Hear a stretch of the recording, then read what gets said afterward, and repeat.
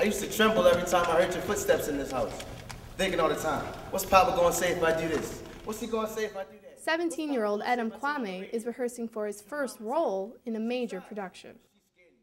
Not to toot my own horn, but I'm known for, like, you know, being a showman to a certain degree. Like, my personality is just kind of out there. Handpicked by his high school principal, Adam will star as Corey in August Wilson's Fences, a drama about a poor black family in 1950s Chicago. Corey's father's troubled past prevents him from realizing his own dream, a regret that torments Corey for the rest of his life. I love Fences. I really love Fences. Why do you love Fences? It's real. The author really had to dig in somewhere to come up with what this play is now. It's real. However, Adam's reality is much brighter than his characters. Adam is a senior at Randallstown High School, and like many of his classmates, is looking forward to attending college in the fall. With his GPA and high SAT scores, he's been accepted to many schools, one of them, the University of Maryland. For about 2 years, my top choice was University of Georgia, and I'm still looking at it, but Maryland, I went there and I fell in love with the school. As an African American, he qualified for an invitation to EDGE, an overnight stay program at the school for admitted minority students. You can take a minute to read that if you need to. The university's Office of Undergraduate Admissions runs the program, which stands for Experiencing Diversity, Growth, and Excellence. Student advisor and University of Maryland alum, Ricardo Quinteros, was in charge of coordinating this year's program. Really what the EDGE program tries to do is make students feel like this is a place where they can make their home, that there is a community here for them, and give them a very real sense of the community here on campus. EDGE has existed for more than 20 years under different names, but its purpose has remained the same, to target what the university believes to be underrepresented students. Despite these efforts, the university has been struggling for years to raise its black freshman enrollment rate. The numbers are staggering. Black freshman enrollment for the fall semester has actually been in decline for the past 4 years. In 2006, it peaked at 616 students out of a total 3,962 admitted.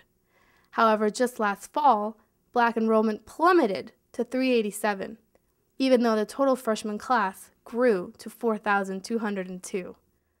Many wonder what is going wrong.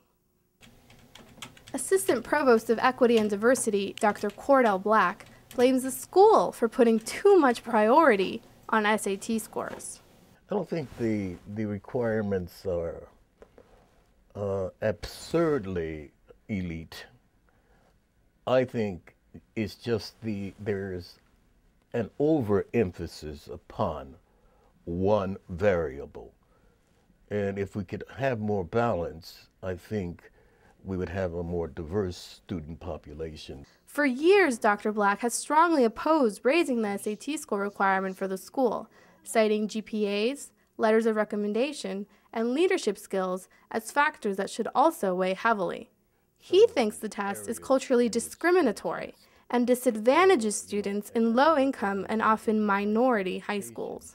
And unfortunately, so many of our students of color come from areas of concentrated poverty with low-performing high schools and with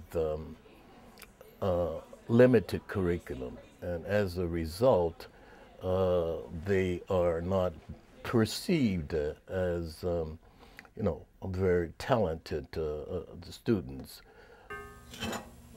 But Junior Tiana Lonan says students themselves may be part of the problem, with their misperceptions of what the school can offer them.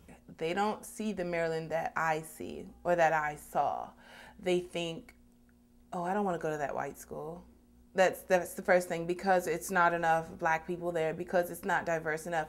Well, thank you all for coming out. Tiana is an EDGE program alum, having participated as a senior at Charles H. Flowers High School in Prince George's County.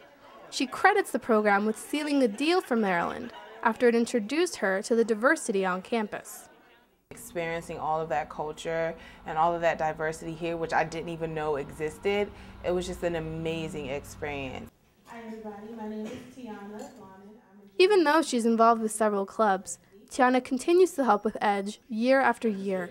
She says it plays an important role on campus and is needed in addition to the overnight stay program open to all admitted students. You need EDGE to show those students that although we aren't the majority here, there's still a population of us and there's still a community of us. A community that last semester erupted in outrage.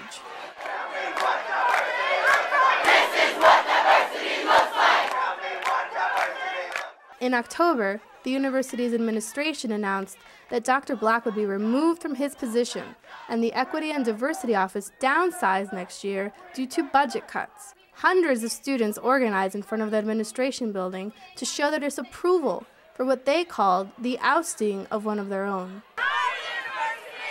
It's very hard as a people, as a Black people, to realize how diverse this college is going to be without having someone that looks like them. I was buoyed by the tremendous support that I received from students. It led me to believe that the principles that I have tried to articulate, the values that I have frequently talked about, are appreciated by more than just a single group. Amidst all this controversy and heavy criticism, the university insists that it continues to strive for diversity and will improve its enrollment rate. Quinteros admits that although the university does deserve part of the blame for the low numbers, there are also other contributing factors beyond the university's control. We actually invited more students to our campus, students of color, including African American students, that year than we ever had before. And we admitted a pretty good number of students, but then students will decide to come here, students will decide not to enroll at the University of Maryland. It's always very difficult to tell, but it's something that we have made note of and that we are looking to rectify as much as we can in the coming year. At the other end of the spectrum is Adam, who says that as a prospective student, the school's diversity has little importance to him or his decision on whether he'll attend the school. Personally, I didn't get anything in terms of diversity out of this. I got more of what the school is. I wasn't looking at what the people looked like. I was just looking at how they interacted with each other and their general demeanor. Either way, Adam admitted he will most likely become a Terp this fall, thereby adding a little more diversity to the College Park campus.